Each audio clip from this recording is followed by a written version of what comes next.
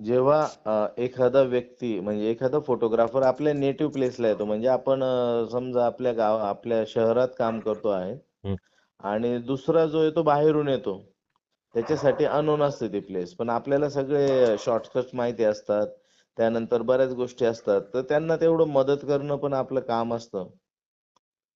जसं काही वेळेस त्यांना रूम मिळत नाही.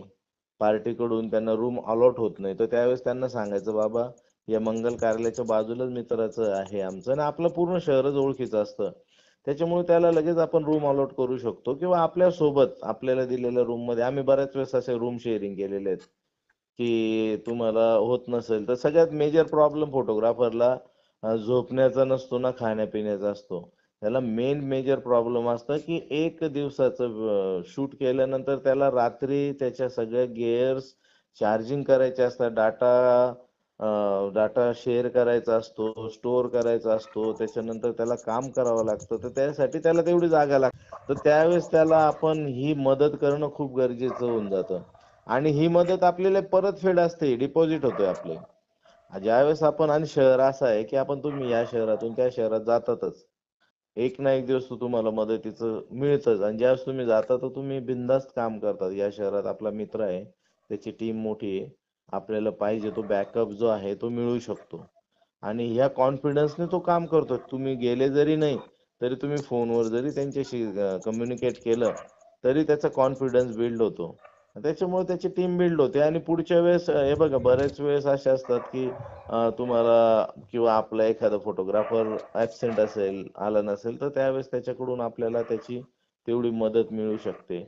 आणि वेडिंग सीझन संपल्यानंतर पण बऱ्याच गोष्टी असतात, की 6 महिन्याचं सीझन संपल्यानंतर ते पुढच्या 6 महिन्यापर्यंत शी कम्युनिकेट करतात. त्यांच्याकडचं नॉलेज आपल्याला शेअर करतात किंवा आपलं नॉलेज ते शेअर करतात. आणि याच्यातून एक चांगली गोष्ट बिल्ड होते. कारण की बघितलंय मी एकंदरीत ज्यावेळेस जे हेल्पिंग नेचरचे जे फोटोग्राफर आहेत ना, त्यांच्या डोक्यावर कधीच घाम बघितला नाही मी. आणि जे हेल्पिंग नेचरने ऑब्स्टॅकल क्रिएट करतात, ते नेहमी घाम पुसत असतात. हे सुटून गेलं, हे राहून गेलं, हे बाकीचं राहिलं, हे मध्येच येऊन गेलं असं. अशा बऱ्याच गोष्टी आहेत आणि ते स्वतःच त्यांच्या मार्गातले अडथळे असतात. ते स्वतःहून तसं क्रिएट करतात आणि स्वतःच फसतात त्याच्या ट्रॅपमध्ये. तर त्याच्यामुळं पूर्वीपासून आपण जर हेल्पिंग नेचर ठेवलं आणि एकमेकांशी प्रॉपर कम्युनिकेट केलं, तर तुमचा कोणताच मोमेंट मिस होत नाही आणि प्रत्येकाला जागा मिळते, प्रत्येकाला पाहिजे तो अँगल मिळतो आणि प्रत्येकाला त्या गोष्टी मिळतात. बऱ्याच वेळेस अपोझिट अँगलला बरेच जण अपोझिट डायरेक्शनला जातात. जिथं नको पाहिजे फोटोग्राफर तिथं समोर दिसायला लागतो. तरी सुद्धा त्यावेळेस ते कॅप्चर मोमेंट खूप गरजेचे असतात. पण ते काही वेळेस कटिंगमध्ये तिथं बसू शकत नाही. आपल्या एडिटिंगला तो शॉट मिस होऊन जातो आपल्याला. पण आपण रिक्वेस्ट केली, "भैय्या, दादा, भाऊ" म्हणून आपण त्याला लगेच बाजूला करू शकतो आणि तेवढा शॉट आपण तिथून क्रिएट करू शकतो चांगला. आणि बऱ्याच वेळेस असं होतं मला म्हणजे अजून एक गोष्ट सांगायची होती, की डेटा डेटा आणि शूट याच्यामध्ये एक गोष्ट बघितली, की लग्न जर 40 तासाचं चाललं किंवा 30 तासाचा पिरियड आहे लग्नाचा आणि त्या लग्नामध्ये मेन मोमेंट फक्त 2.5 ते 3 तासाचे मोमेंट्स आहेत. तर प्रत्येक फोटोग्राफर नवीन असेल किंवा ओल्ड असेल त्याने जर प्रॉपर मोमेंट जर कॅच केले, तर त्यावेळेस त्याला प्रॉपर वर्क करायला त्रास होत नाही. आता ह्या एस-एल-आर, डी-एस-एल-आर, मिररलेस कॅमेऱ्यामध्ये कार्ड असतं, हार्ड डिस्क असते, सी-एफ कार्ड असतात. त्याची क्षमता पण जास्त असेल, 64 असेल, 128 असेल. तर तिथं हयगय केली जात नाही. एकच टेक तुम्ही 10 वेळेस, 20 वेळेस घेतात आणि तुम्ही ते शॉट न करता पार्टीला सरळ दिले जातात आणि पार्टी त्याच्यामध्ये इतकी बोरिंग होते, की काय लावलेलं काही समजतच नाही. एवढी फोटोंची आमची अपेक्षा पण नव्हती.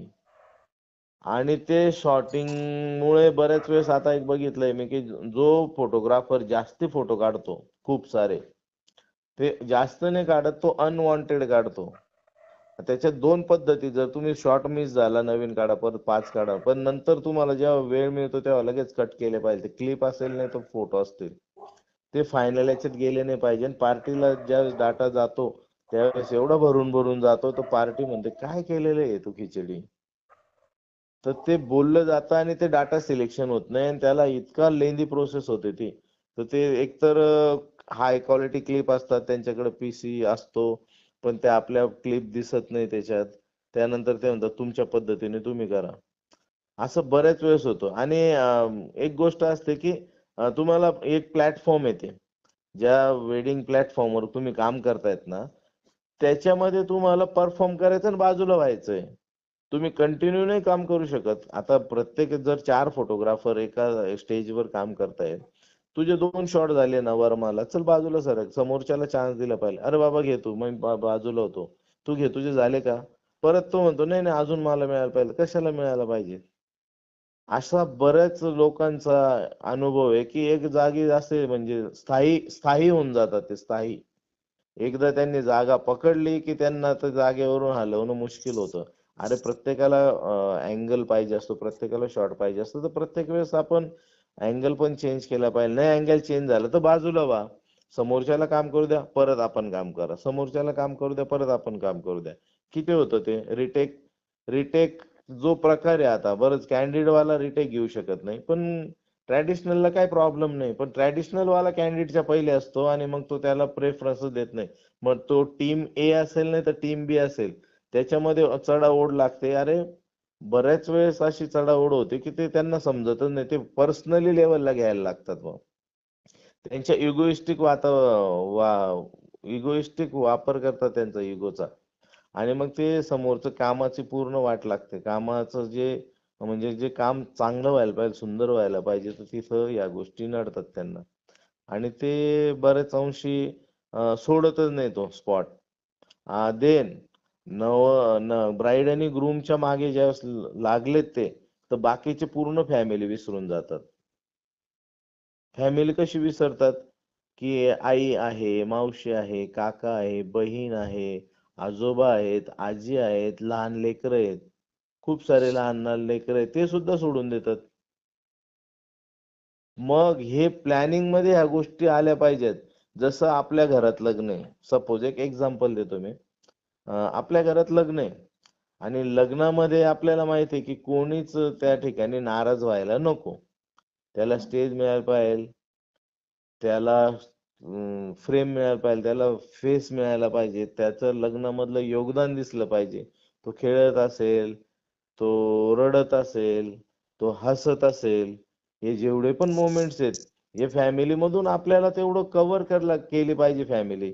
आणि बरेच जण स्टेजशी त्यानंतर त्या सेरेमनीशीच एकरूप होऊन जातात. ते बाकीचं काय चाललंय, लोकांचं काय चाललंय, कोणाशी काही घेणं-देणं होत नाही. दुसरी अजून एक गोष्ट, बऱ्याच वेळेस बघितलंय मी, एक गोष्ट लक्षात आली माझ्या फोटोग्राफरांची, नवीन फोटोग्राफरांची, किंवा ते कुठेतरी क्लास करतात, शिकून येतात.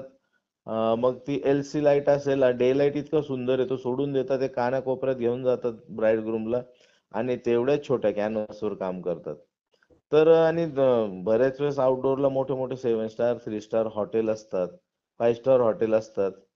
त्याचं लोकेशनचा पण वापर करत नाही, वाईड लेव्हलला पण वापर करत नाही. तेच पाम ट्री घेतील, नाहीतर कोकोनट ट्री घेतील, नाहीतर ते लॉबी घेतील, तेवढंच दाखवलं जातं. पण जे एकूण एक कोपरा जो आहे हॉटेलचा असेल किंवा मंगल कार्यालयाचा असेल किंवा जे काही मंडप असेल आउटडोअरचे, तर त्याच्यामध्ये एक गोष्ट दिसते की ते, आणि एक गोष्ट असते की बरेच जे आहेत ते स्पर्धेत पळत असतात ना, तर स्पर्धेत पळत नाही ते, नंतर बसून घेतात ते.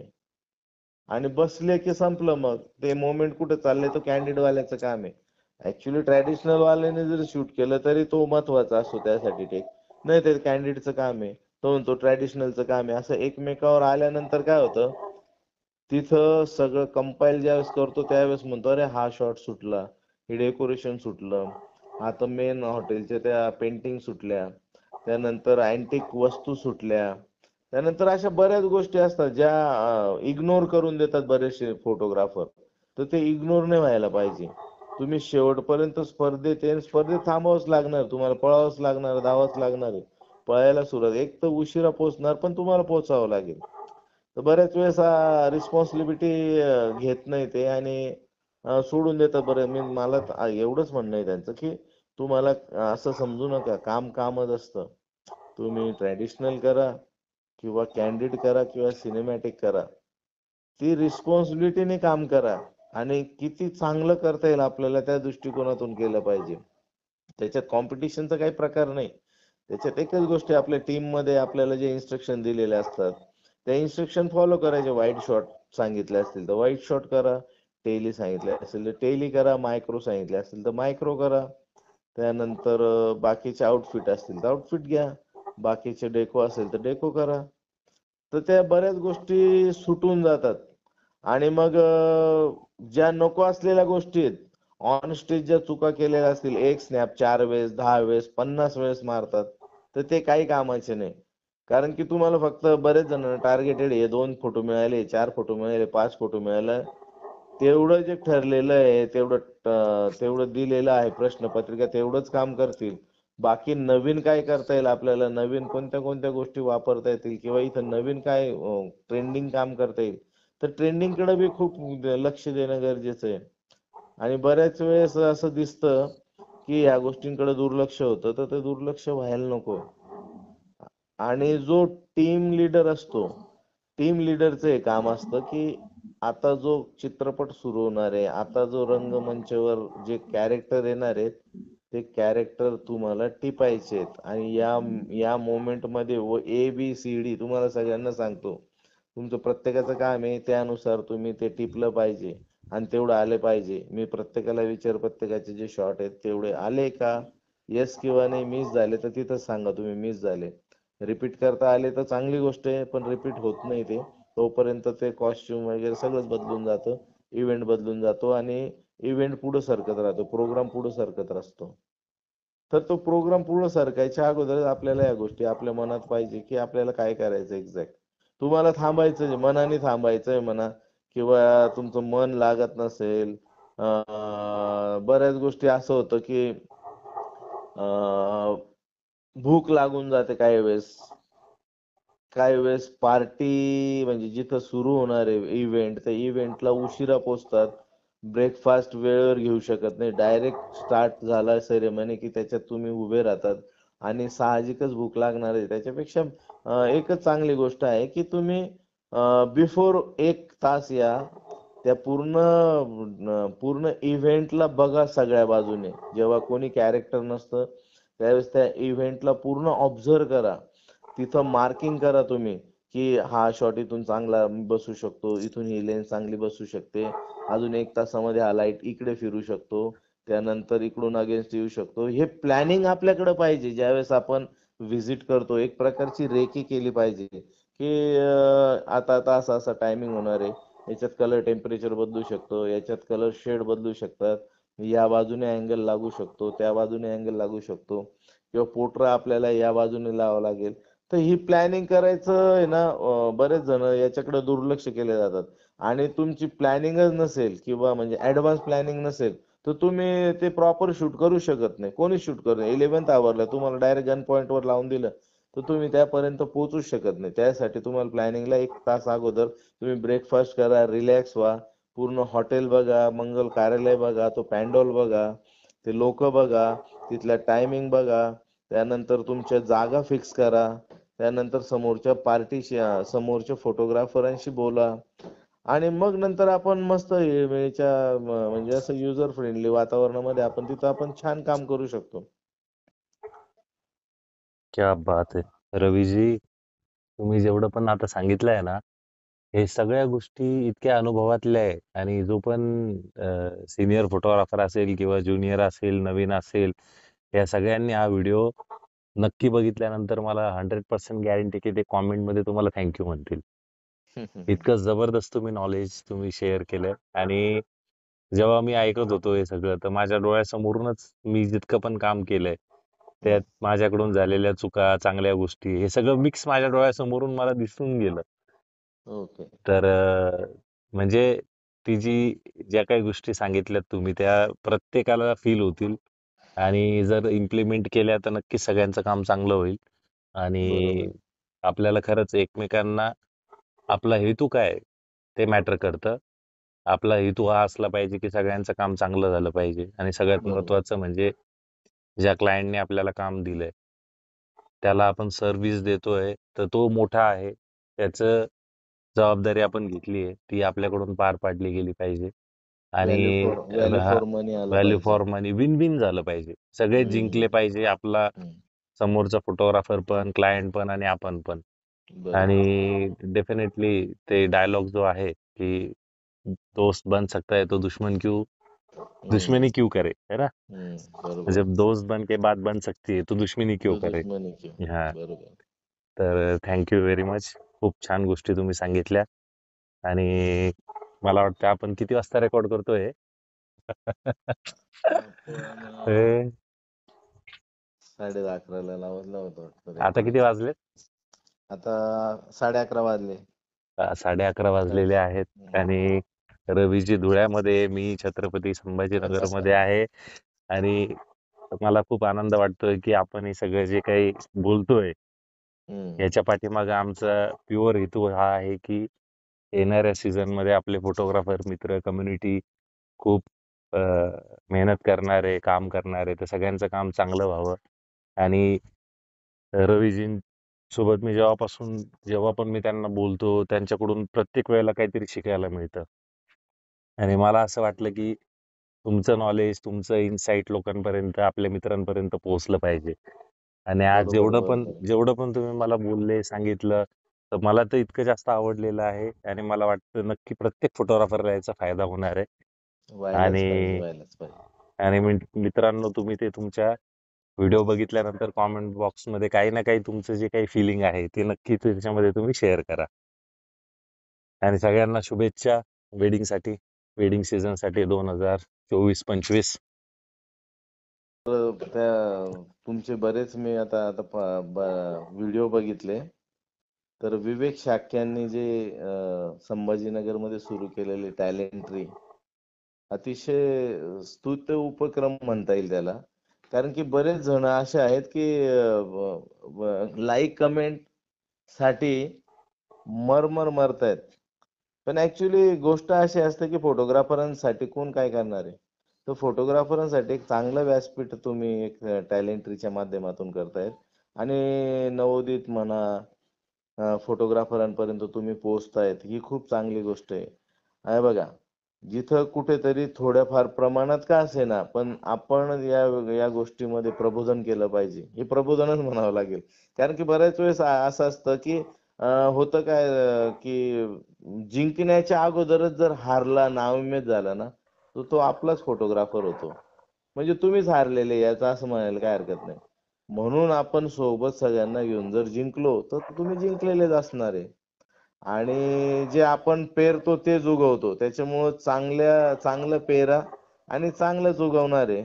भावी पिढीला तुमच्याकडून तो खूप चांगला संदेश जातोय. आणि हे प्रबोधन झालं पाहिजे. ऍटलिस्ट नवोदित जे फोटोग्राफर आहे त्यांना याचा नक्कीच फायदा होईल. आणि फोटोग्राफीला तुम्ही बिझनेस म्हणून पण बघा. बरेच जण पूर्ण उपजीविका फोटोग्राफीवर चालते. तर उपजीविकेसाठी आपण किती चांगलं आणि किती व्यवस्थित व्यवसाय केला पाहिजे, ही गोष्ट खूप महत्वाची आहे. आणि ते आपल्या अंगीकरण केले ना, आपला जो आहे इगो म्हणा, तो आपण बाजूला ठेवला की एकदम तुम्ही ग्रेट फोटोग्राफर होतात आणि ग्रेट फोटोग्राफरच्या यादीमध्ये जाऊन बसतात. फक्त शिकण्याची तयारी ठेवा आणि स्वीकारण्याची तयारी ठेवा. जो स्वीकारेल तो निश्चितच यशस्वी होईल, अशी आशा आहे. आणि टॅलेंट्रीच्या माध्यमातून जे तुम्ही हा सुंदर प्लॅटफॉर्म तयार केलेला आहे त्याबद्दल तुम्हाला शुभेच्छा. असंच तुमच्या हातून फोटोग्राफरांच्या हितसंबंधी चांगल्या गोष्टी घडोत. तुम्हाला त्यासाठी शुभेच्छा सर. थँक्यू धन्यवाद. रवीजी, थँक्यू. खूप छान वाटलं. आणि आता हे एक सुरुवात झालेली आहे. अजून भरपूर पुढे तुमचे सेशन्स होतील. तुमच्या नॉलेजचा वापर जास्तीत जास्त फोटोग्राफर मंडळींना होईल ही मी अपेक्षा करतो. चालेल सर. धन्यवाद. Thank you very much. Okay. Yes, bye.